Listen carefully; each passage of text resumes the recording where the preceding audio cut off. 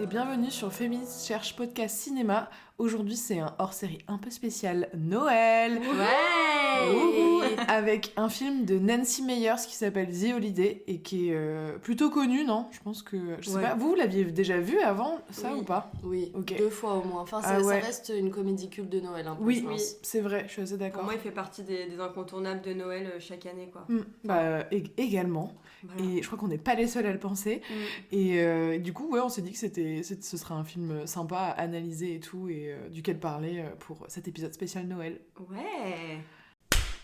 Donc, les films de Noël, je pense qu'on est un peu tous habitués à ce qu'on entend par film de Noël, mais en fait, c'est un genre cinématographique particulier, assez populaire, qui est associé à une espèce de forme de magie, de féerie, de retour aux traditions, à la famille aussi. Il y a un côté très nostalgique des fêtes, une ambiance très chaleureuse, il y a souvent des retrouvailles, une mission pour sauver Noël, une mission aussi pour trouver l'amour. Souvent, on remercie d'ailleurs les télécrochets qui ont démocratisé ça. Dans le petit village, quand un village perdu, la grande ville. Avec l'amoureux disparu d'antan. Exactement, avec sa chemise bûcheron. Sinon, c'est pas drôle. Et toujours un magasin de cookies. Vraiment, ça c'est... Il y a toujours un magasin Mais de d'ailleurs, cookies. on fait la cuisine dans les films de Noël. Bien c'est sûr, vrai, on fait les cinnamon cookies là, de Noël là, pour le mettre sous le sapin. C'est très bon. A Christmas Miracle, là, c'est en direct. Donc voilà, je pense qu'on a tous un peu, on a tous un peu compris l'ambiance générale derrière les films de Noël tels qu'on les connaît. Mais ce qui est intéressant avec ce genre, parce que je me suis intéressée à comment on en est arrivé à produire des films de Noël de manière assez répétée et que ça devienne vraiment un ancrage pop culture, parce que c'est vraiment ça que c'est devenu. Et à l'échelle industrielle aussi, genre il y en a tellement. Exactement. Ah oui, il faut savoir que c'est un sous-genre pour le coup. Si vous vous intéressez un peu aux films de Noël, vous avez des productions qu'on appelle les Walmart Movies aux US, où vraiment ils peuvent pondre 15 à 20 films de Noël par an avec des acteurs plus ou moins connus, et en fait c'est un carton plein, et ils diffusent ça en heure pleine sur les chaînes américaines, et c'est un délire, et vraiment ce qu'on a nous à notre échelle en France à côté, c'est du du téléfilm pitcha. allemand. Après, Mais, c'est pas mal déjà. Moi, je trouve que par exemple, mais c'est un vrai à la business, télé, c'est une vraie industrie en elle-même, et c'est ouf parce que c'est une industrie qui est très solide. Et maintenant, c'est presque tous les après-midi, j'ai l'impression, à la télé, avec les doublages comme ça. Mais Suzanne, tu ne vois pas qu'il est amoureux de toi? Comment ça? Enfin bref, c'est ma passion. Vraiment, je pense Les mauvais doublages. on devrait faire un atelier mauvais doublage. Oui, mais vous avez l'air hyper douées toutes les deux pour faire ça, d'ailleurs. Je suis assez impressionnée. On a des talents cachés.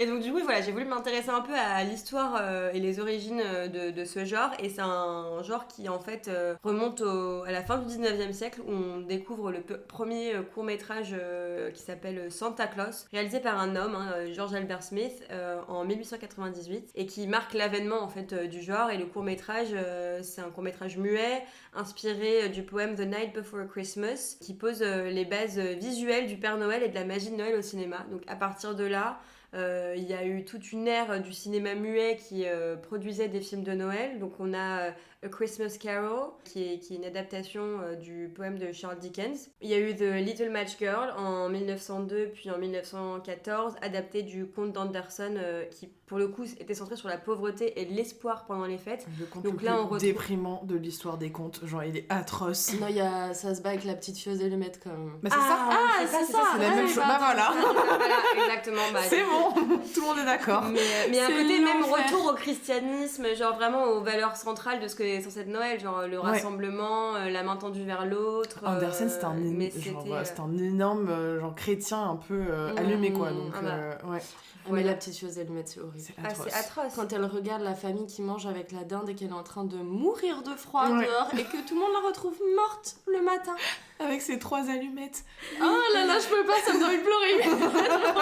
On a les larmes aux Lou a yeux. vraiment les larmes aux yeux, genre littéralement. Et après, la troisième phase d'évolution de ce genre, c'est vraiment pendant l'âge d'or d'Hollywood, donc entre les années 30 et 50. Et là, on a eu vraiment un développement et une diversification des films de Noël. Donc on a eu le chant de Noël, Scrooge en anglais, en 1938. On a eu Miracle sur la 34e rue en 1947. La vie est belle. Enfin, en tout cas, plein de films qui ont commencé vraiment à marquer la période un peu prospère des États-Unis. Ouais, La vie est belle, j'ai l'impression que c'est vraiment leur go-to movie de c'est genre Noël. c'est Frank Capra, c'est ça? Ouais, c'est Frank Capra. Et, J'ai jamais vu, moi. Bah, c'est vraiment. La vie est belle, pour moi, c'est vraiment le film classique de Noël, quoi. Oui, C'est ouais. genre, pour moi, quand tu penses à film de Noël. Enfin, moi, je savais pas qu'il y avait tout ça avant. Mhm. Mais pour moi, c'était vraiment le film qui avait lancé. La je regarde trend. pas beaucoup de films muets, désolée. Mais pour moi, c'était ce film-là qui avait lancé la trend, quoi. T'es sûr que c'est Et- muet? Je crois pas. Non, que ce Ah, soit- La vie est belle, non, La mais vie est les belle, films non. d'avant, Oh là dont on là, parle. D'avant, La vie Oh est là là, belle. Ouais, je il est suis- très tôt quand on filme, en fait. Hein. On est C'est vraiment... le matin, nous sommes en plein Oh là là. réveil. Et ensuite, il y a eu l'essor de la télévision. Et alors là, on a commencé à avoir de plus en plus de films télé. Donc, on a eu en plus... Nous, en France, on a Le Père Noël est une ordure, 82. C'est pas la même DA. Les C'est pas la bronzés même font du ski. DA, mais on a ce truc de film de Noël, Maman Oui. j'ai raté. En fait, il y a la thématique de Noël qui revient centrale, mais autour de d'autres problématiques. Maman j'ai raté l'avion en 90, qui est quand même un incontournable aussi des films de Noël dans la pop culture, autant américaine que européenne, je pense. Et après, aujourd'hui, en fait, le film de Noël est devenu une comédie romantique un peu par essence.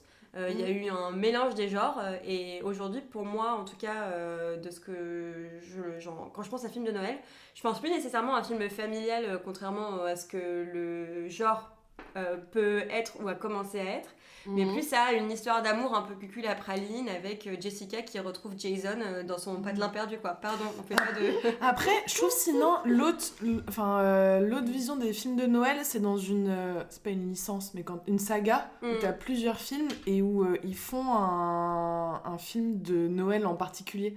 Genre par exemple les Tuches, tu vois, ils en ont fait un spécial Noël. Ou Paddington, enfin tu sais toute la série Paddington aussi. Moi j'adore. Hein. Oui. Oui. C'est trop mignon Paddington. Oui, mais du coup, genre, t'as un peu ça aussi qui s'inscrit en mode, bon, je pense, hein, on n'a pas trop d'idées, on va faire un épisode à Noël, comme ça au moins ça va plaire à tout le monde, on pourra le marketer facilement, le sortir à ce moment-là, et... La Belle et la Bête aussi. Ah, ça se passe à Noël Le oui, 2, c'est un tu sais, le 2, Disney, c'est un Disney qui se passe à Noël. Mais c'est le premier non? Non, le premier, non. Non, il y a pas. Premier juste, non, il mais fait c'est vrai froid. je pense qu'il y a un truc qui est devenu genre un peu genre commercial, bankable, genre voilà, c'est le film que tu vas voir en famille ou avec des potes, ça reprend tous les codes commerciaux de Noël finalement. Ouais. Et ouais, tu peux le marketer facilement, il n'y a pas trop d'ingéniosité à avoir sur le scénario parce que de base, si tu fais juste un truc qui est un peu genre mignonnet et fluffy, ça va marcher quoi. Non, Ouais. complètement. Et on le retrouve dans les séries même, hein. Chaque série, chaque année, il y a toujours un peu une thématique, un épisode de Noël, comme il y a un épisode d'Halloween ou un truc comme ça quoi. Et je pense comme on va le voir dans ce film, il n'y a pas besoin d'avoir un scénario très bien construit, ni très bien ficelé. Mais de Pas la la peine neige, d'être original. ça suffit. De la neige et des beaux acteurs. Et de Jude Law, Ouais, voilà. Jude Law. Ça Et suffit. la campagne anglaise.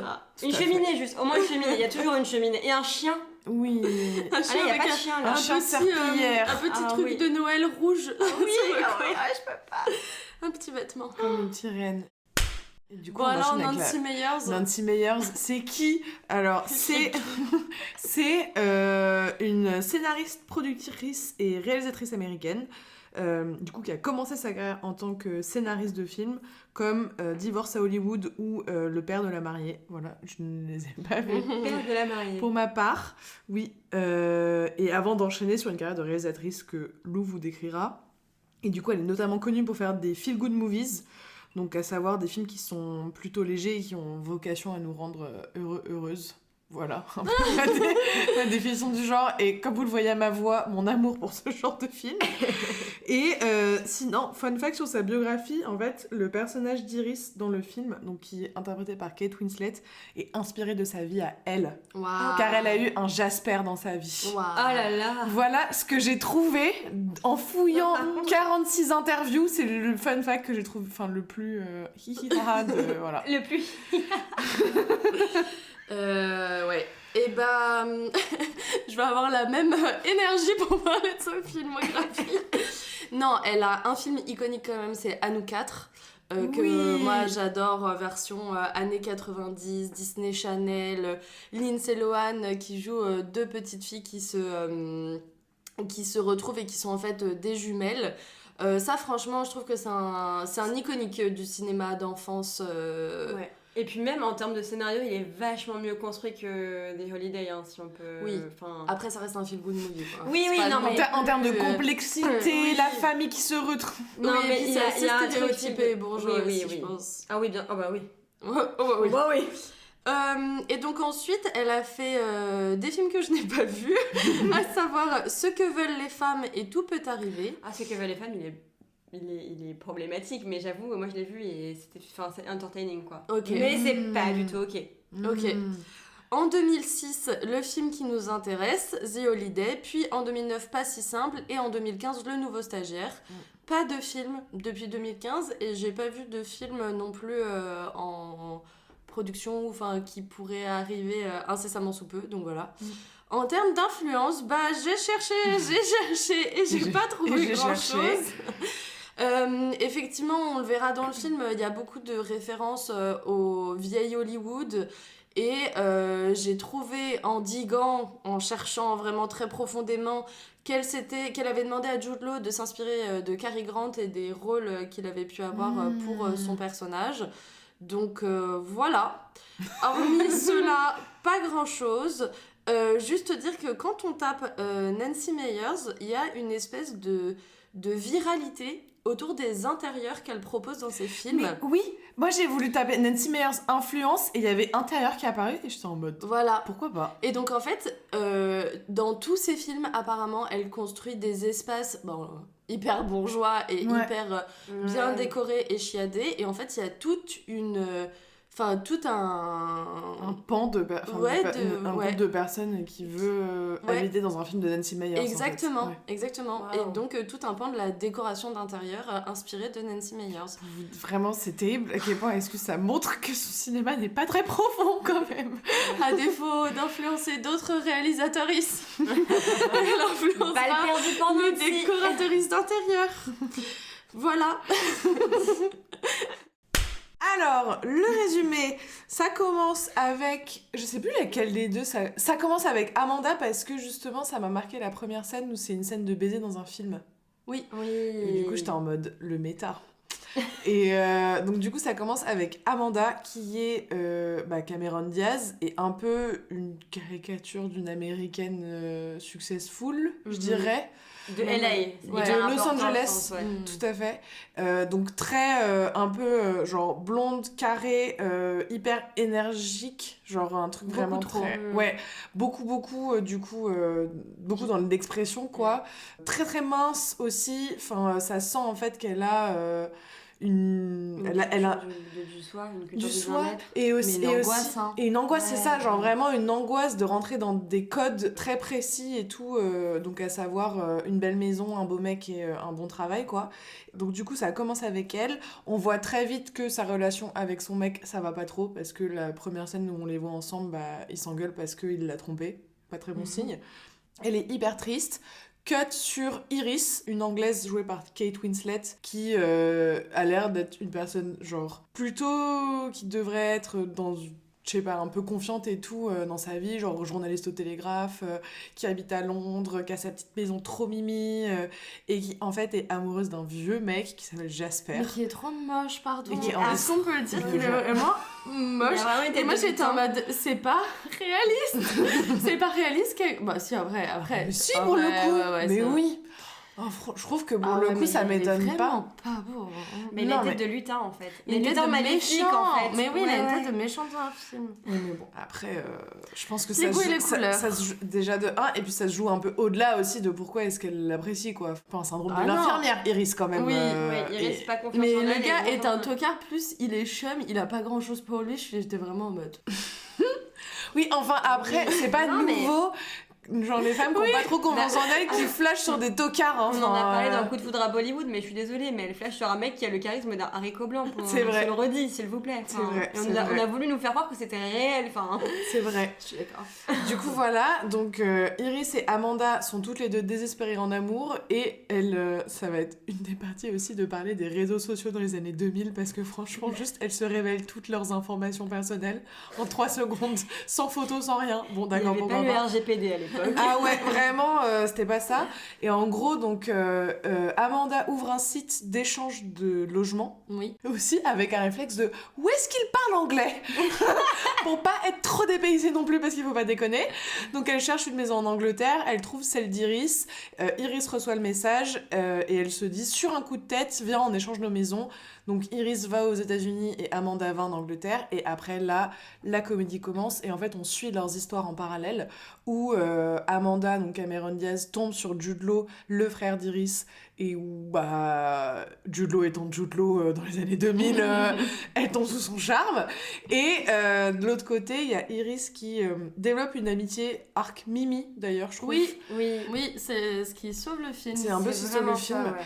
Avec Arthur Abbott. Oui, c'est ça. Du coup, Arthur, qui est un vieux scénariste dans le vieil Hollywood, justement, une personne connue dans le film. Et aussi avec Jack Black ou Miles, qui est vraiment un petit cœur. Un petit chou à la crème. Révélation, moi, Jack Black, vraiment crush personnalité. Je comprends. Oui. Genre, trop mimes. Oui. Je comprends. Du coup, voilà, et donc on suit leurs deux histoires en parallèle et on va vous parler des péripéties pendant le podcast, je pense. Plus en détail. On raconte pas la fin ? Ah oui, la fin, tout le monde... Contre toute attente. J'avais même pas pensé à raconter cette fin tellement elle est évidente. Ils finissent tous heureux, ensemble, sachant que les vacances, donc les échanges de maison, ça dure 2 semaines. Elles ont le temps toutes les deux de tomber amoureux dans 2 semaines et vice versa du coup. Mais en les fait, hommes ont le temps de tomber amoureux. Le coup de foudre ne dure pas, enfin ne prend qu'un instant en fait. Exactement. Vous comprenez pas. Je suis peut-être un peu pessimiste, c'est vrai. Ça, en fait. Du coup voilà, et la dernière scène en fait, c'est tout le monde est en Angleterre et fête Noël. Non, ou le Nouvel An, le Nouvel An, parce que ça se passe à Noël, oui. Oui, du coup c'est vrai, c'est un film sur 2 semaines, c'est un film très très express. Tout à fait. Ouais. Pas le temps. Mais il n'en faut pas moins pour tomber dans l'amour. Très beau résumé. Ouais. J'ai tout donné. Bon parlons de l'esthétique alors. Tout à fait. On commence par quoi ? Par l'esthétique hyper léchée, bourgeoise, qui donne envie d'acheter une maison avec les petites white picket fence, un labrador et un mari qui a une coupe cheveux de riche. C'est tellement cliché, c'est tellement stéréotypé, c'est tellement bourgeois. Genre vraiment, enfin je suis d'accord, et moi ce qui m'a gonflé, c'est qu'il y a vraiment à aucun moment une remise en cause du fait que c'est ça la norme. Donc Amanda, elle vit dans une espèce d'énorme maison en plein LA avec une piscine de taille olympique. Genre vraiment le truc est énorme. Genre vraiment ils sont deux à vivre dans cette espèce de loft. Non mais c'est énorme. Et Amanda, elle vit dans une espèce de... Bon, pour le coup, Iris.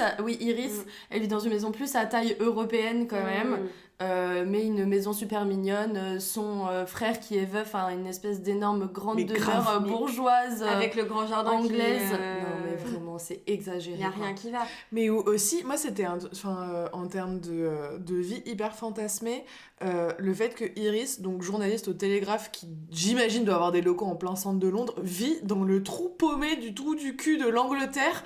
Et il y avait juste un moment, parce que moi ça m'a tout de suite choquée, j'étais genre mais à quel moment comment elle va au travail.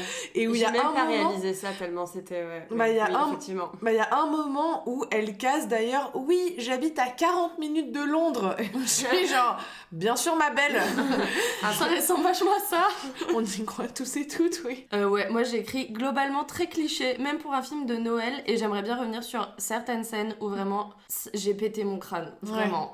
La scène après leur déjeuner dans le jardin, où ils se bécotent et ils courent dans les champs et ils s'embrassent contre des arbres. J'ai vu le film avant-hier, j'ai oublié cette scène. Je m'en souviens plus. Donc t'as Jude Law et Cameron Diaz qui se sont déjà embrassés. Ils sont là, donc t'as une espèce de musique, mais grandiloquente. Oui, moi c'est la bande-annonce horrible, enfin l'espèce de musique, la bande-son horrible qu'il y a pendant cette scène-là, où après tu les vois courir comme 2 ados.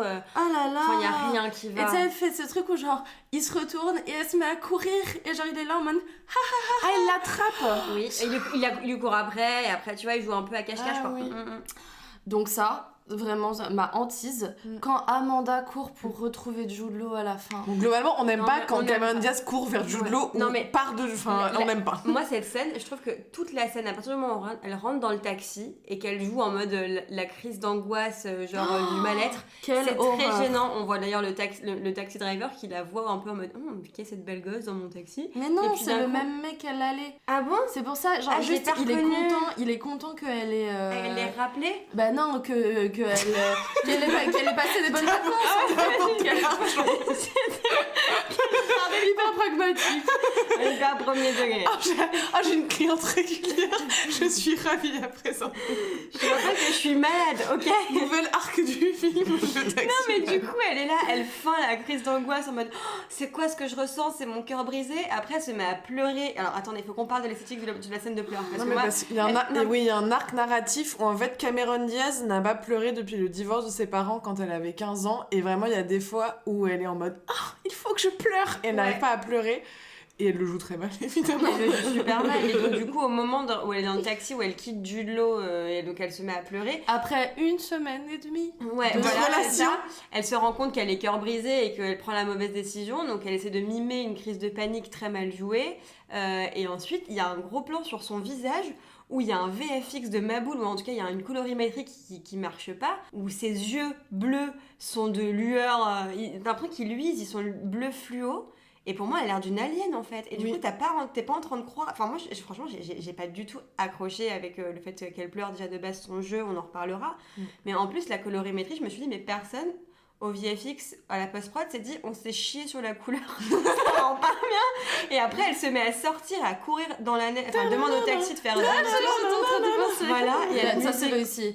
Le thème original il est réussi. Hans Zimmer, hein. Ouais. Hans Zimmer. Mais c'est surtout après, genre, elle demande au taxi de faire demi-tour.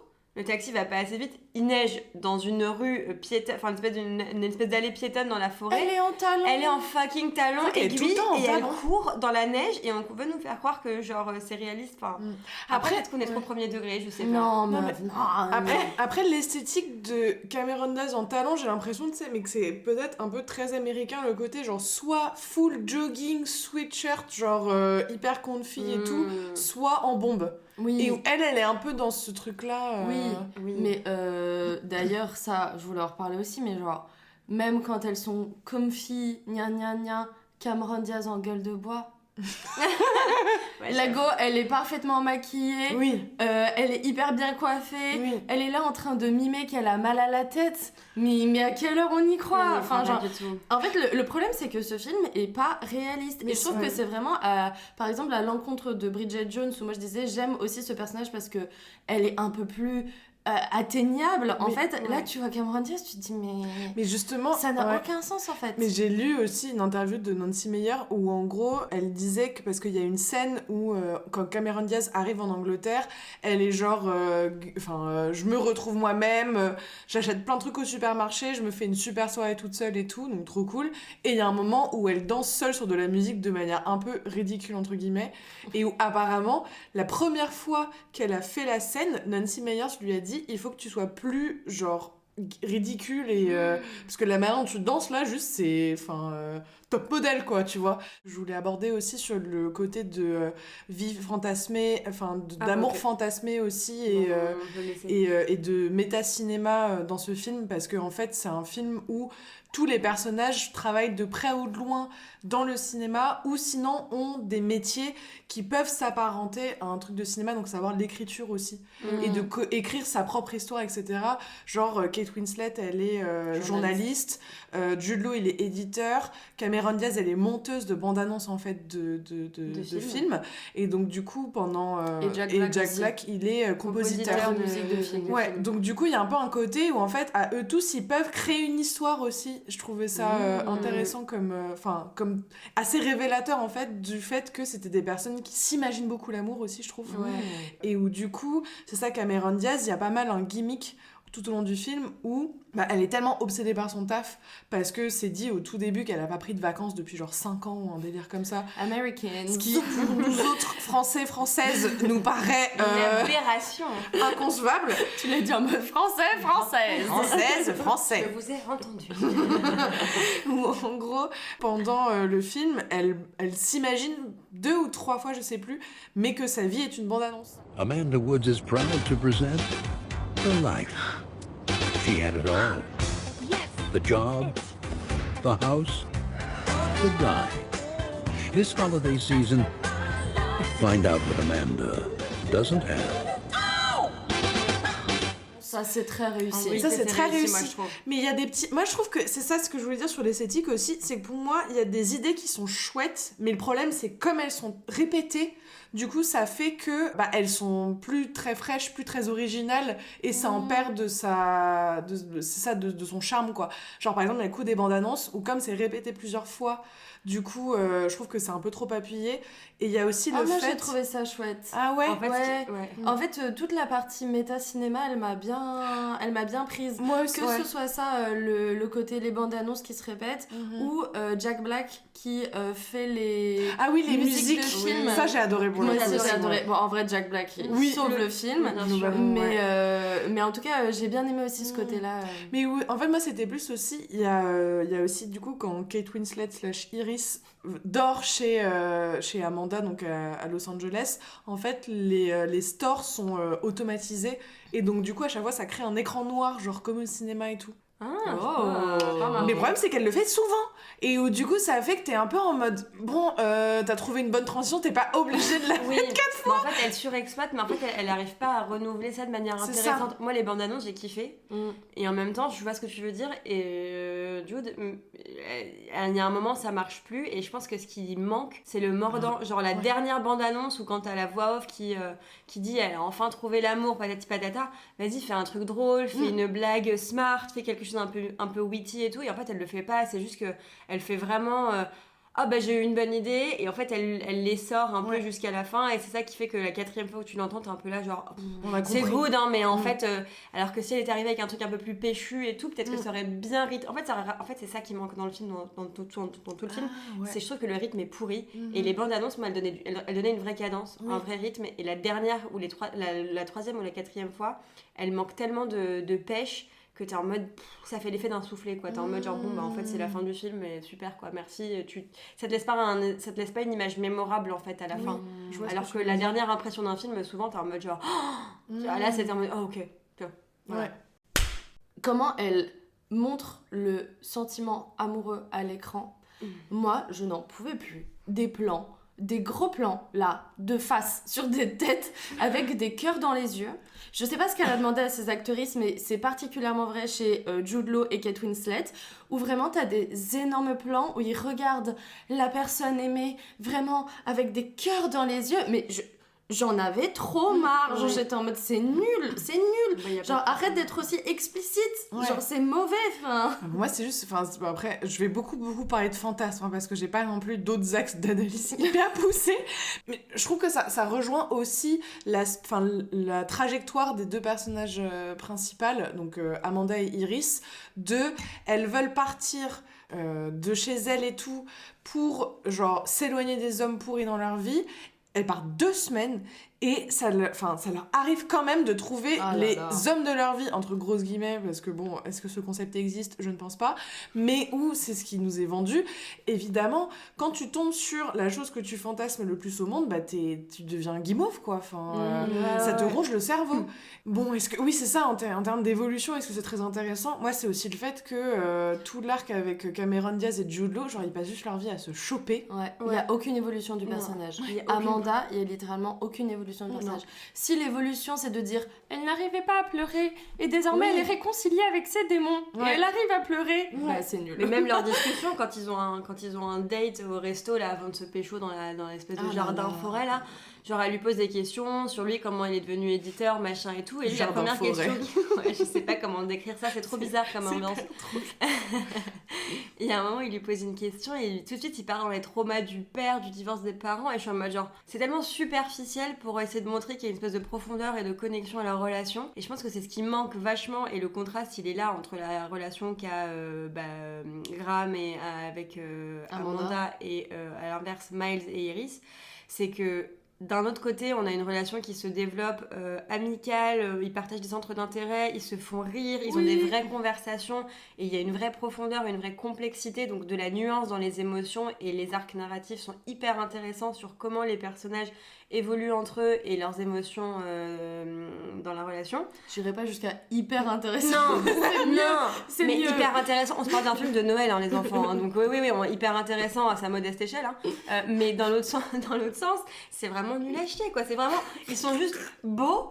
En plus, lui, il a la particularité d'être veuf et avec 2 filles. Genre, le truc, c'est genre stéréotypé, c'est genre vraiment le hot man dad, tu vois, genre en mode moi, quand cœur à prendre guimauve, et elle arrive en mode oh mon Dieu, mais il ne pouvait pas être encore plus parfait que ce que j'imaginais, et elle n'a rien à apporter. Non, mais juste en gros, c'est le moment où Cameron Diaz rencontre les filles de Jude Law, du coup, qui lui a caché, et où t'as les petites filles qui sont en mode Where is it, Daddy? Yes.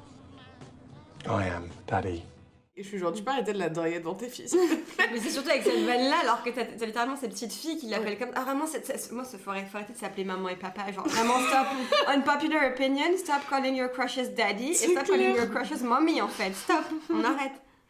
Parle en français, toi. On arrête de dire que les crushs sont papa et maman. SVP, stop, on arrête. Mais du coup, pour rentrer plus dans le fond, moi je voulais parler de ces personnages masculins qui, comme tout le reste du film, sont affreusement stéréotypés. Et le côté, les princes charmants VS, les ex toxiques, mais vraiment, genre, pouvait-elle être plus littérale dans la manière de le faire? Donc, genre, Jude Law, effectivement, il est veuf, il est beau comme un dieu, il est éditeur. Non mais il est cultivé, il est à l'écoute, il est gentil, il pleure, cuisiner, il pleure. Il a l'air d'être un bon coup. Ah ouais, c'est Jude Law. En fait, il a des lunettes. Un point très important pour Lou. Il faut qu'il ait des lunettes. Il est anglais, mais il a le teint allé bronzé, genre. Alors vraiment... ça, j'étais en mode. Je l'ai relevé 3 fois dans le film. J'étais en mode, c'est pas possible qu'il soit bronzé. Ça n'a aucun sens. Ça se trouve, il a un abonnement à la cabine du V du coup. Et il est en chemise tout le temps. Il est Noël. C'est Noël. Ça lui va si bien le bleu ciel. Et il est adorable avec ses enfants. Ah là là. Très à l'écoute. Ces petites filles avec les nœuds dans les cheveux. Qui sont adorables également. Mon Dieu. Et donc Jack Black aussi, je trouve que même si c'est moins un sexe symbole que Jude Law, il porte aussi ce truc là de genre mec gentil, qui a un cœur tendre, qui te fait rire. Et donc une autre version aussi qu'on pourrait avoir du prince charmant, VS les ex toxiques, à savoir donc carrément celui d'Amanda, tout est dit dès le début. On n'a même pas son prénom d'ailleurs. Non mais on n'a pas son prénom, il la trompe. Mais attends, j'ai relevé la phrase qui dit... de ouf dans leur dispute. Non mais il dit, ah oui, alors voilà, alors il retourne complètement. Il lui fait un cours de psychologie en mode oui, c'est de ta faute, tu sabotes toujours tes relations, c'est pour ça que t'es jamais heureuse. She's in love with me and she's young. Oui. Déjà t'es en mode. Du coup avec la meuf c'est un peu gros quand même. Cameron Diaz. Oui, et il retourne complètement la culpabilité en disant qu'ils ont une vie sexuelle inexistante. Ça, il en parle beaucoup. Il dit de toute manière c'est ta faute. Moi ça m'a choqué quand même, genre vraiment. Le fait qu'elle ne pleure pas et qu'elle n'arrive pas à être en couple et que de toute manière elle rejette toujours les hommes qui sont avec elle. Et vraiment c'est tellement grossier, t'es un peu en mode oui mec t'es un tocard. Tu l'as trompé quand même. Oui. Et aussi il y a un moment il lui dit, enfin quand elle lui parle du fait que lui il est pas un genre bon copain ou bon compagnon ou que sais-je, enfin il lui répond is anybody good enough for that job, genre en mode est-ce que quelqu'un est suffisamment bon à tes yeux pour ce taf. Et t'es genre comment ça le minimum c'est pas on peut pas le demander, c'est ça. De pas se faire tromper, de se faire respecter. D'accord.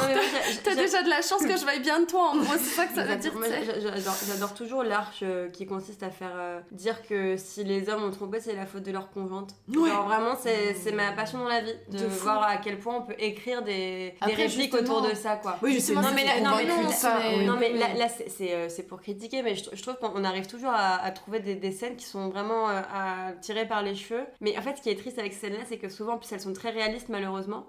Si jamais vous trompez votre partenaire, ce n'est jamais de sa faute. Voilà. Et de l'autre côté, en Angleterre, on a le pervers narcissique plus. Hugh Grant bis, hein. Ah ouais, Franchement, oui, mais sans le charme ni sans le la charme, drôlerie ouais. de Hugh Oui, Grant, hein, donc, Mais c'est fou quand même que les personnages anglais soient genre il y a toujours le méchant il soit comme ça quoi. Après, est-ce que les mecs anglais sont pas toxiques? Je sais pas. Non, mais tellement La essentialisante. généralité, ouais c'est ça. Bien sûr. Mais C'est news. mais pour vous expliquer, en fait, il essaye toujours de l'avoir dans son giron. En fait, il lui fait ça. Ils sont plus ensemble. Ils ont été ensemble pendant 3 ans, mais en fait, il avait une relation parallèle avec une autre meuf dont on apprend au début qu'en fait ils vont se fiancer. Et quand même, il continue de venir voir du coup Kate Winslet, de lui faire des compliments tout le temps, de l'appeler juste pour qu'elle l'aide sur des trucs. Mais en fait, il s'en fout d'elle. Il fait pas attention à elle, mais c'est vraiment tellement exacerbé. Enfin, c'est ce que je disais un peu au début. Genre, je comprenais même pas pourquoi elle était encore attirée par ce tocard. Enfin, genre. Je pense qu'il y a un côté, enfin par exemple la première scène où on voit du coup Kate Winslet, Iris et ce Jasper, c'est une fête de travail du coup au journal où il travaille, le Télégraphe, où elle continue à taper un article et lui arrive dans son bureau et tout. Elle lui offre un cadeau parce que c'est une bien belle poire. Et lui dit « Oh, j'ai oublié ton cadeau et tout !» Sous-entendu, je t'en avais pas acheté en fait. Oui, et tu seras super sexy dedans. Quel enfer. Et si tu veux, il est dans ma voiture, tu peux venir avec moi. Moi j'étais en mode « Mais frérot, enfin ça va pas la tête ?» Qui essaye d'attirer des gens comme ça? Ça sentait qu'à ce moment-là, genre le fantasme a été cassé et où après il a cité un truc du passé et où là ça l'a complètement ravivé. Et où c'est vrai que le personnage d'Iris en fait vit complètement dans ce truc du passé où je pense qu'ils se dataient, du coup ils faisaient des trucs mimi quoi. Mais où du coup, vu que c'est la seule chose positive à laquelle elle peut se rattacher dans cette relation, dès qu'il cite quelque chose du passé, genre elle switch complètement et là elle accepte tout quoi. Dans leurs interactions, au moment où il la sent partir, il la rattrape toujours comme ça en fait. Et elle après elle se sent coupable et tout. Pour moi elle attend d'être choisie en fait. Pour moi c'est vraiment le personnage qui croit en l'amour. Elle est amoureuse de l'amour et l'idée d'être l'élu du cœur de quelqu'un. Je pense qu'effectivement elle vit dans une espèce de nostalgie de la relation qu'elle peut avoir avec Graham, Pas avec son frère, ouais. Oh Avec Jasper. Dans la relation qu'elle a pu avoir avec Jasper par le passé et de se dire ah mais en fait il va se rendre compte que c'est moi en fait l'élu de son cœur. Et c'est pour ça que, à mon avis, elle s'accroche autant à Stockard qui, clairement, la manipule émotionnellement pour avoir des relations sexuelles avec elle. Et lui, il s'en contrecarre la poire d'elle jusqu'à la fin du film, où quand il lui refait une espèce de d'éclat bidon, et là où en fait, elle se rend compte qu'elle est plus sous son emprise, en fait.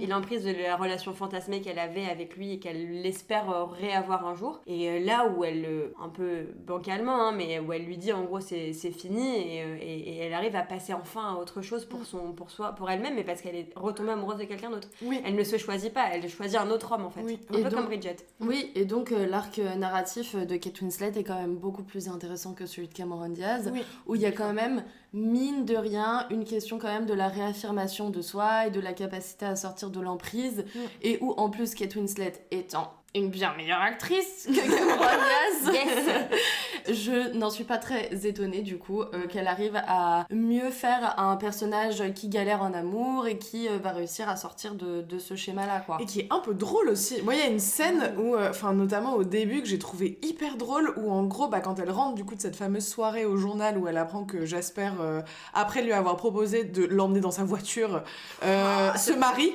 Non mais quand même genre l'enchaînement et mais c'est too much. Et un peu choquant. C'est pas crédible. Tout ça se passe en 2 semaines. On rappelle que la timeline du film, elle est vraiment sur 3 semaines. Mais surtout, non, mais 2 semaines. Mais là, c'est la semaine d'avant, la voiture, non? Mais non, mais c'est la veille. Non. Ah, c'est la veille du départ. Mais oui, c'est vrai, c'est 2 la veille semaines. du départ. Et surtout, en plus, c'est l'enchaînement entre la proposition qui l'emmène dans sa voiture et l'annonce du mariage, c'est 5 minutes. Oui, c'est vrai. Enfin, c'est ça le truc aussi. T'es en mode bon, ok. Et où en gros, elle rentre chez elle et où là, elle a une gazinière à gaz, elle allume le gaz. Ça m'a fait mourir. Et où elle hésite à genre se suicider par le gaz.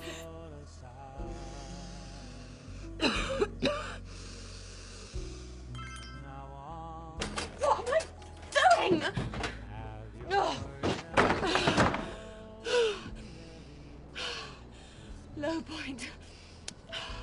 Low point.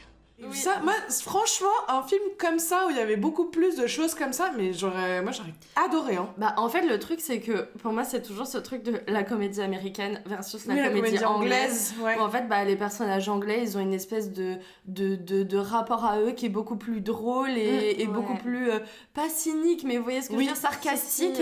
Alors que les Américains, ils sont premier degré, quoi. Oui. Et donc, du coup, très dans la performance. Et très dans la performance. Et donc, Kate Winslet, forcément qu'elle est beaucoup plus... Enfin, elle est beaucoup plus drôle, en fait. Oui, plus nuancée. Il y a un humour british qui est complètement différent, décalé, tordu. Il y a quand même il est péchu, pour le coup. La scène que tu décris, si on avait eu d'autres, ce serait... on aurait été vraiment plus sur une comédie romantique, mais vraiment avec plus de rythmique et qui aurait mieux porté le film. Là, on est vraiment tombé sur le côté sucre-glace des cookies de Noël, et c'est ça qui, je pense, porte préjudice, quoi. Ah ouais. Et du coup, face à ça, moi, je voulais quand même reparler du personnage d'Amanda. Mais parce qu'on l'a pas assez trash. Non, mais on l'a pas assez trash parce que moi, j'ai noté Amanda, c'est la pick-me ultime. Ouais. Ah, franchement, je suis désolée, mais il faut dire. Il faut dire les choses.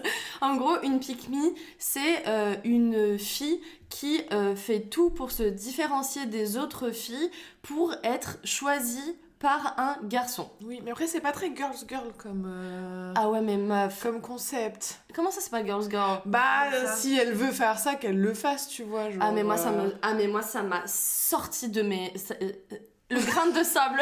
J'ai le grain de sable qui elle est en train de se remontée vénère, comme un coucou, en fait. Il est actuellement... Mais non, mais en fait, ce qui m'énerve, à la limite, c'est même pas que son comportement à elle que je pointe du doigt, mais c'est plutôt l'arc narratif de c'est une meuf pas comme les autres. Ah oui, ça par contre je suis d'accord. Voilà. Ça, je suis et d'accord. en fait, du coup, elle est tout le temps en train de minauder. Oui. Je n'en pouvais plus. Oui. Vraiment, quand elle descend et qu'elle est en gueule de bois et qu'elle voit qu'elle a laissé un soutien-gorge sur la chaise, elle a trop honte et elle est en mode genre oh là là, mais quoi? Mais tu vois ça? Oh là là, mais comment je suis rentrée hier? Mais je crois qu'ils ont couché ensemble la veille et que du coup il a vu son soutien-gorge, j'imagine. Non, mais vraiment, genre.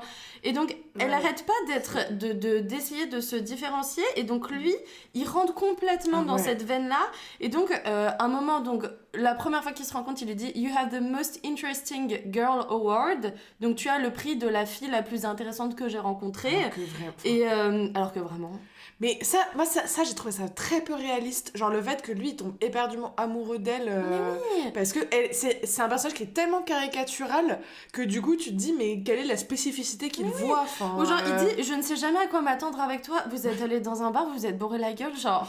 Sorry, mais c'est pas non plus incroyable. C'est qu'ils ont pas des conversations intéressantes pour que ça tienne la route. Et à côté de ça, je comprends un peu le truc de genre t'es la fille la plus intéressante que j'ai jamais connue. Parce que je pense que lui-même il est en train de réaliser un fantasme à travers elle. Dans le sens où c'est une fille américaine, donc effectivement elle est pas dans les codes des meufs british. Effectivement elle le surprend parce qu'encore une fois elle ressemble à aucune fille qu'il a pu côtoyer dans son environnement proche entre guillemets. Puis le milieu de l'édition c'est un peu stock-up et tout machin. Là c'est une meuf qui vit à LA, qui fait des teufs, qui travaille dans le cinéma, donc c'est pas forcément la même industrie non plus. Et en même temps, je pense qu'il lui demande pas d'être particulièrement intéressante en fait. Je pense qu'il lui demande d'être elle. D'être une Barbie, hein. Littéralement. Hein. Je pense que vraiment, il attend pas vraiment d'elle qu'elle le surprenne intellectuellement. Je pense vraiment pas. Donc, mais du coup, ça la rend encore pas moins intéressante vis-à-vis de lui, qui est quand même, je pense, est plus profond. Après, peut-être pas parce qu'il est juste beau et travaille dans l'édition. Hein. Moi, je pense qu'on a les paillettes dans les yeux parce que c'est Jude Law. Ouais, en vrai, Jude Law avec des lunettes. Non, mais si on avait mis un autre acteur à la place de Jude Law, est-ce qu'on serait pas en mode genre un peu comme on a trashé dans Bridget Jones? On aurait été un peu je gentil, pense. Ouais. Je pense qu'il s'en sort parce que voilà. C'est Jude Law. Voilà. Après, moi, j'ai pas trashé dans Bridget Jones. J'ai collé une face à Hugh Grant. Moi, le personnage de Hugh Grant, j'ai un peu trashé quand même. Oui. Moi, les deux, hein. Non, mais... mais du coup, Graham... qui fait une espèce de déclaration d'amour au bout d'1 semaine à Amanda. On en pense quoi? Alors, moi, ma théorie, j'en ai déjà parlé à Lou, mais ma théorie, je ne pense pas que Nancy Meyers peut-être l'ait vue comme ça, mais moi, du coup, je pense que comme Graham est veuf... Depuis 2 ans, hein. C'est pas depuis énorme. 2 ans, il est en train de faire un transfert sur Amanda qui s'en va, et il est en mode oh non, il y a une autre séparation, mais il faut absolument que je la retienne, alors que le mec, ça fait un moment, enfin, il parle pas mal, il cite plusieurs fois dans dans le film le fait qu'il a pas mal de coups d'un soir entre guillemets où juste ça il couche avec des meufs et puis après il les revoit pas forcément. Et d'ailleurs, je voulais revenir sur aussi le fait que ça c'est complètement irréaliste. Premièrement, il est père de famille. Il est seul. Mais oui. Donc ça veut dire que on a compris qu'il était riche et qu'il pouvait se payer des babysitters. Et les grands-parents. Il dit que les filles sont chez les grands-parents. Ah d'accord. Ok. Moi je pense donc en gros la vie de Jude Law c'est il met ses filles chez ses grands-parents, il fait la ronde des bars pour trouver des femmes seules, il couche avec elles et après il les rappelle plus et après il retrouve ses filles. Je vous dis, il a pas besoin qu'Amanda soit intéressante. Vous m'écoutez pas. Globalement c'est ça sa vie.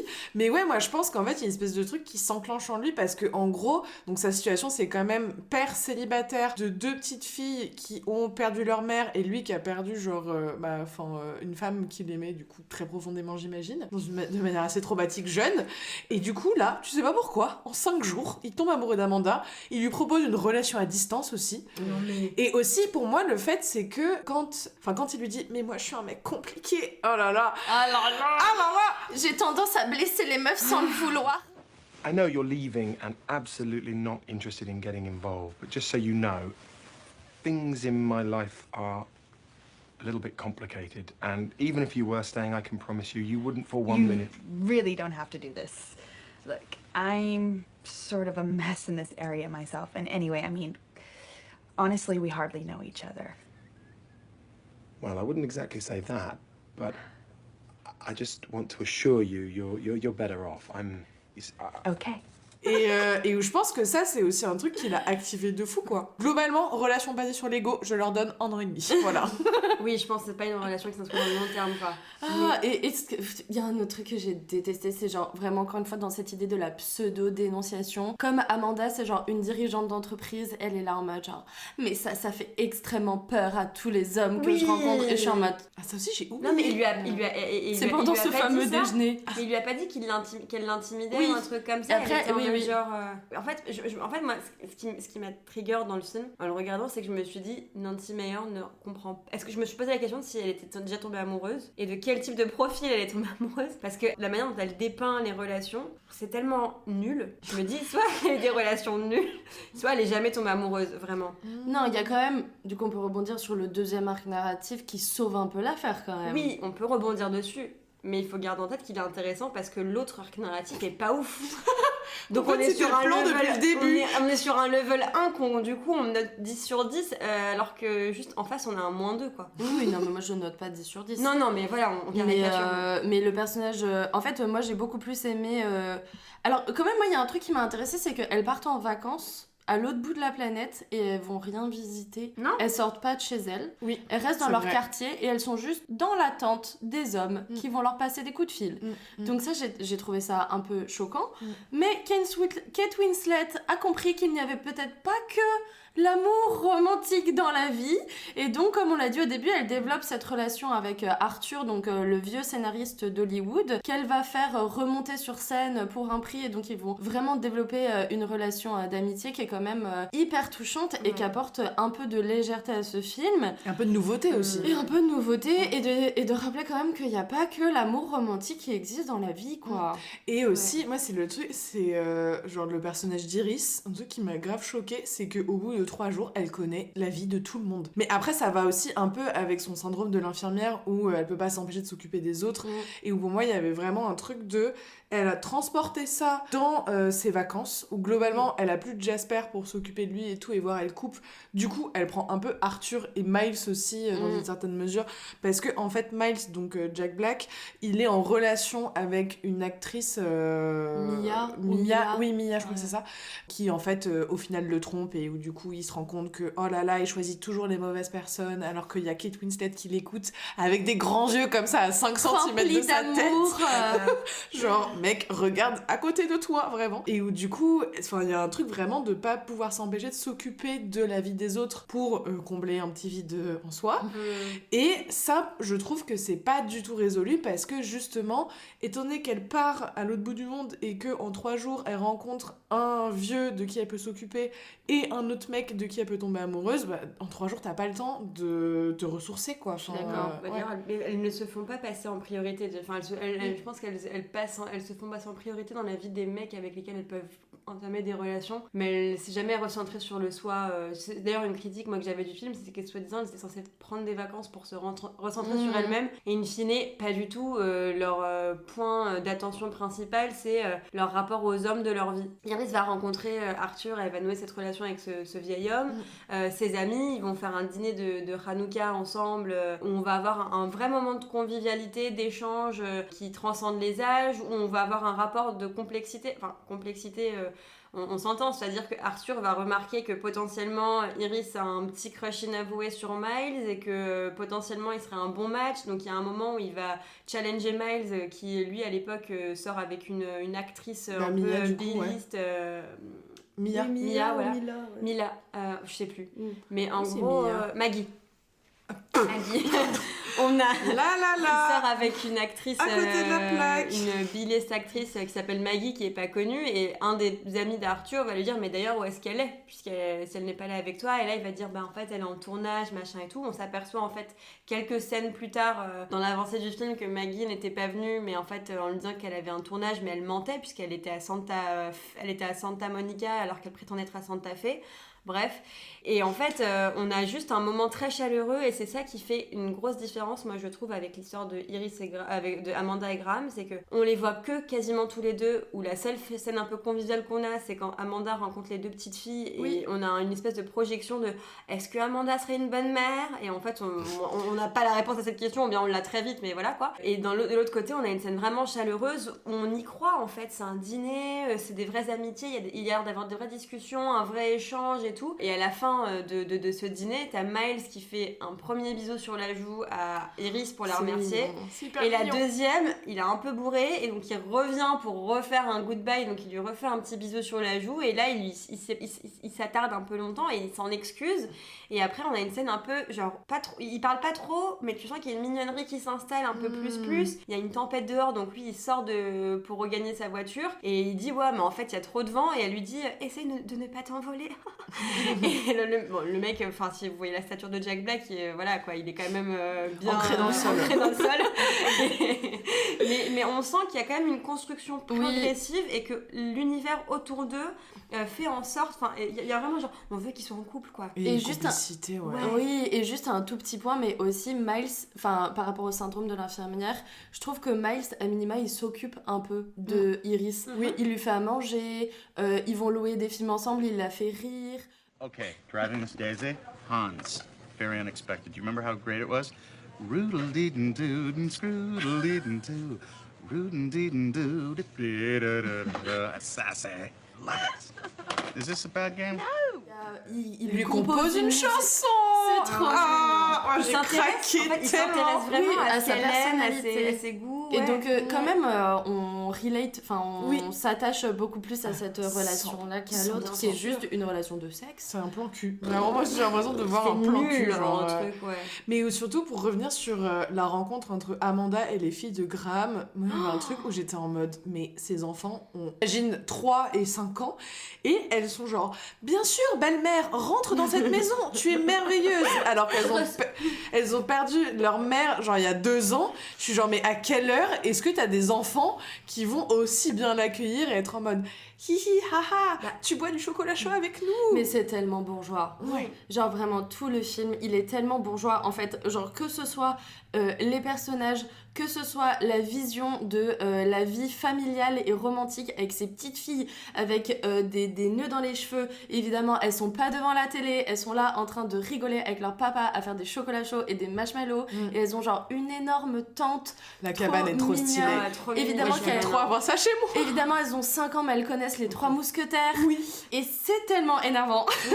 C'est tellement énervant. Et ce qui est encore plus énervant, c'est qu'il y a absolument aucune déconstruction de cette norme-là, et j'en ai noté un certain nombre, mais genre la question de la sexualité qui a vraisemblablement été un peu inexistante de la précédente relation d'Amanda, c'est juste genre pour la shamer ou pour mettre en avant le fait que son ex était toxique, mais pour rien d'autre.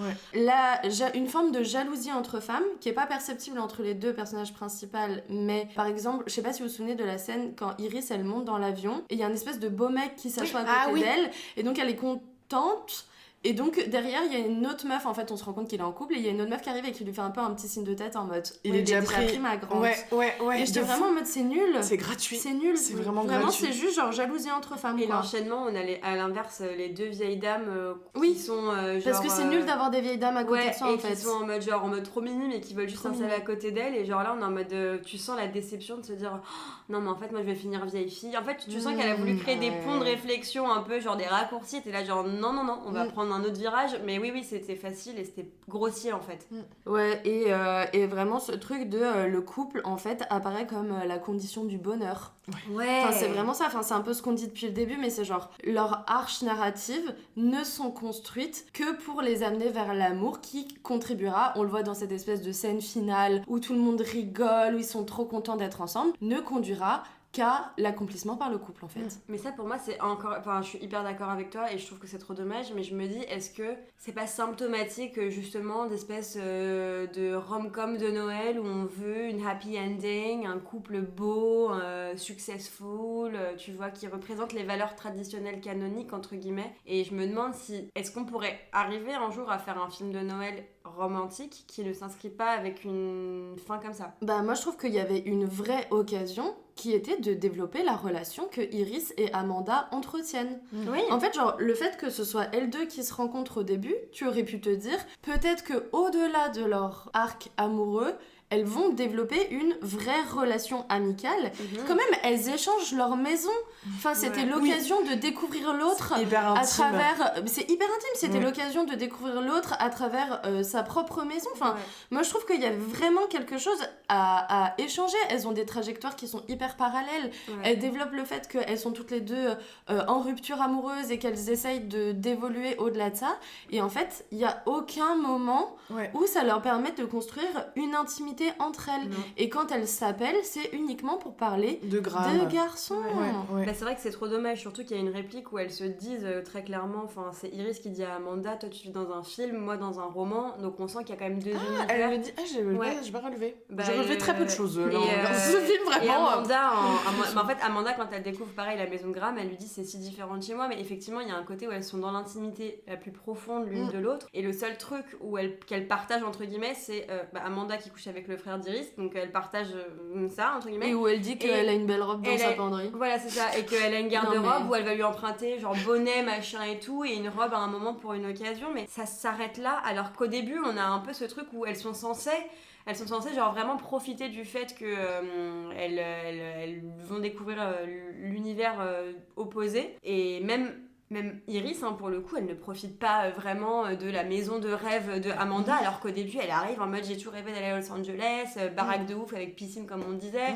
On n'a aucun moment où on la voit genre kiffer sa life, alors qu'elle aurait pu être en mode it's me time quoi. Et puis, non. Oui, puis aussi surtout, je reviens au rapport aux réseaux sociaux dans les années 2000 parce que vraiment cette scène m'a fascinée où du coup en gros sur le site d'échange de maisons, déjà apparemment quand tu fais une demande pour échanger la maison, t'as un pop-up géant en forme de maison, une messagerie qui apparaît sur ton PC, le truc à peine envahissant. J'adore. Et où vraiment il y a Amanda qui envoie à Iris, bonjour, je veux venir dans ta maison. Iris qui est en mode d'accord, bonjour, je m'appelle Iris et ma maison est très sympa, et toi t'habites où? Bonjour, je m'appelle Amanda, voici mon adresse. Genre elle se révèle tout, et où du coup c'est vrai que je me suis dit si elle commence à se révéler tout ça, pourquoi est-ce qu'elle, ce que tu disais Lou, pourquoi est-ce qu'elle ne continue pas à s'écrire? Pourquoi est-ce qu'elles ne prennent pas de nouvelles autres qu'un vieil appel? Ou du coup, après, scène qui est censée être assez drôle, je trouve que Kate Winslet la porte bien, évidemment, Cameron Diaz un peu moins, mais où en fait, en gros, quand Amanda appelle Iris, il s'avère que Iris est aussi au téléphone avec Graham, et du coup, ça fait une espèce de quiproquo. I'm not sure. Do you want me to ask him? Sure. Okay. Hold, please. I can't believe that you have had sex with the woman staying in my house! He told you that? Oh my god! Oh my god! Oh my god! I thought I was talking to Graham. Could you just hold, please? I'm terribly sorry. Enfin, c'est trop dommage que la seule interaction un peu deep qu'elles aient du film, c'est Iris qui shame Amanda sur le fait qu'elle est couchée avec un homme. Franchement, moi j'avais vu ce film je l'avais déjà vu du coup, et j'en avais pas gardé un si piètre souvenir. Moi aussi, pareil, ouais. Et le fait de devoir l'analyser, je me suis vraiment dit rien ne va. Rien ne va, Ouais, mais rien pareil. ne va. Tout Rien ne pareil, va. Tout pareil. Et vraiment, j'ai pas passé un bon moment. Honnêtement, j'ai pas passé un bon moment devant ce film. Non, Non, pareil. Et puis surtout que je sens les 2 heures passées. Enfin, je sais pas pour vous, mais moi je les ai senties les 2 heures passées. Ouais. Et je me suis dit, mais il y a tellement pas de rythme. Je me suis dit, c'est pas possible en fait qu'on fasse un film de 2 heures qui aurait pu tenir en 1 heure en fait. Parce que pour moi, ce film, s'il y avait pas eu ce cast-là. 2h18, hein. Ah oui, c'est ça. C'est long. C'est C'est long. méga long, les enfants. Pour une comédie de Noël, c'est long. Ouais. Et je me suis dit, il n'y a pas un monde où ce film, il n'aurait pas pu être un télécrochet de grandes chaînes de diffusion, tu vois. Enfin, pour ne citer personne, mais le dimanche, sur la case de 16h. Je déconne. Non, mais tu vois ce que je veux dire. Enfin, je me suis dit, pour moi, c'était nul. Ouais. Et vraiment, je trouve que si... Parce qu'enfin, en fait, le fun fact du film aussi, c'est que le rôle de Jack Black, à la base, il a été créé spécialement pour le film, parce que Nancy Meyers a vu Jack Black dans Rock Academy. Ah, Super film. Tellement cool ce film. Génialissime, mais je me dis, si Exceptionnel. elle avait pas vu ce film, je ne sais pas quelle aurait été l'arche narrative de l'intérêt romantique d'Iris, mais ça laisse craindre le pire, quoi. C'est Donc clair. heureusement, merci qu'elle ait vu Rock Academy, merci Jack Black d'avoir sauvé un peu ce film aussi, parce Je suis que sinon d'accord. ça aurait été très compliqué, je pense. Ah ouais. Comme d'habitude, on vous propose quelques recommandations. Là, on s'est dit, comme c'est un hors-série de Noël, le mieux, ça reste quand même, du coup, de faire des recommandations de bons films de Noël, ou à minima de films que nous, on a apprécie. aimés. Ouais. Qui veut commencer? Moi, je veux bien. Allez. Donc, je vais faire un film qui s'appelle Édouard aux mains d'argent de Tim Burton, donc qui est assez connu, mais qui est extrêmement qualitatif. Et c'est l'histoire d'un homme qui a été inventé par un scientifique un peu fou, mais qui avait beaucoup d'amour pour sa créature. Et qui, du coup, c'est Johnny Depp qui est grimé avec, à la place des mains, des ciseaux. Donc, en anglais, il s'appelle Edward Scissorhands, donc l'homme aux mains de ciseaux, quoi. Et qui, je crois que son créateur meurt, il me semble. Et il doit du coup vivre dans une ville pavillonnaire américaine comme Tim Burton adore en faire. Et il est pas très adapté du coup. C'est un film tout en sensibilité avec du coup cet homme muet aussi d'ailleurs qui est complètement perdu en fait vis-à-vis un monde encore avec des normes très ancrées. Et ça se passe à Noël et c'est formidable. Voilà. Et bah franchement, moi aussi, je vais continuer avec un film de Tim Burton. Mais du coup, il a vraiment un tropisme Noël en fait, Il a Tim vraiment Burton. un tropisme J'avais jamais Noël. remarqué Ouais, avant. ouais. Maintenant, là, tout de suite. Ouais. Et c'est vrai qu'en fait, je vais peut-être pas parler de l'étrange Noël de Monsieur Jack, mais de mon préféré ever, qui est Charlie et la chocolaterie, je pense. Charlie et la chocolaterie. Enfin, en vrai, ils sont tous trop bien. Genre, Les Noces funèbres, c'est génial. L'étrange Noël de Monsieur Jack, c'est génial. Mais Charlie et la chocolaterie, c'est un film que j'adore absolument. Ça, c'est un vrai conte de Noël qui est drôle. Enfin, vraiment, c'est super. J'adore le côté comédie musicale. Tout est à garder dans ce film. Oui. Ouais, C'est vraiment. encore un film avec Johnny Depp. Après, il a fait tellement de films avec Johnny Après, Depp oui, aussi. bah que- oui, c'est Winona ça. Ryder, Bah Johnny oui. Depp et Helena Bonham Carter, c'est un peu ses muses Bah oui, de oui, début oui, de oui, carrière, oui. même si maintenant il a switché sur Monica Bellucci. et Jenna Ortega. Oui, c'est vrai, Gina Ortega, pas mal. Mais bon, voilà, on valide pas du tout Johnny Depp, mais on valide Tim Burton en revanche. Ouais. Du coup, moi je vais faire la transition avec ce que vient de dire Lou. J'ai une tournante de Noël avec 3 grands films que je me mate chaque année. Donc il y a L'étrange Noël de Mr. Jack et Les Noces funèbres. On en a parlé, mais je ne peux que les recommander plus. Et le 3e film de la triptyque, pour moi, c'est Maman, j'ai raté l'avion de Chris Columbus. J'adore.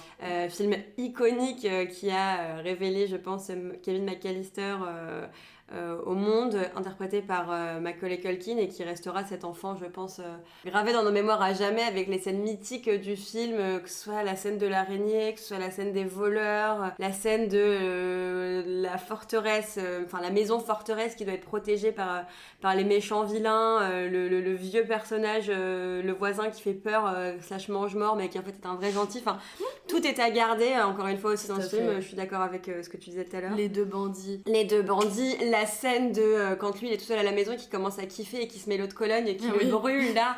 Enfin vraiment, ce film, moi, ça fait partie de mes films doudou. Et voilà, en tout cas, tout ça pour vous dire que si jamais vous voulez vous faire un petit marathon de films de Noël, et il y en a plein à votre disposition qui sont d'une qualité supérieure, et vous pouvez passer votre chemin si, comme nous, vous n'avez pas aimé The Holiday. Tout à fait. Et même de Chris Columbus, franchement, les Harry Potter 1, quand même, Noël.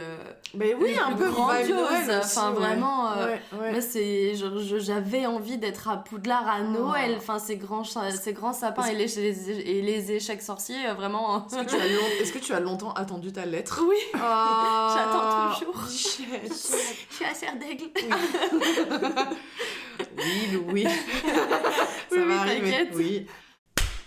Bon on était quand même trop contente de vous retrouver pour un épisode spécial Noël, un petit hors-série de fête qui fait drôlement plaisir, et on a hâte pour vous retrouver pour un petit hors-série à l'occasion. Oui, voilà. Passez de bonnes fêtes et puis on se revoit à la rentrée. Oui, bisous. Bye.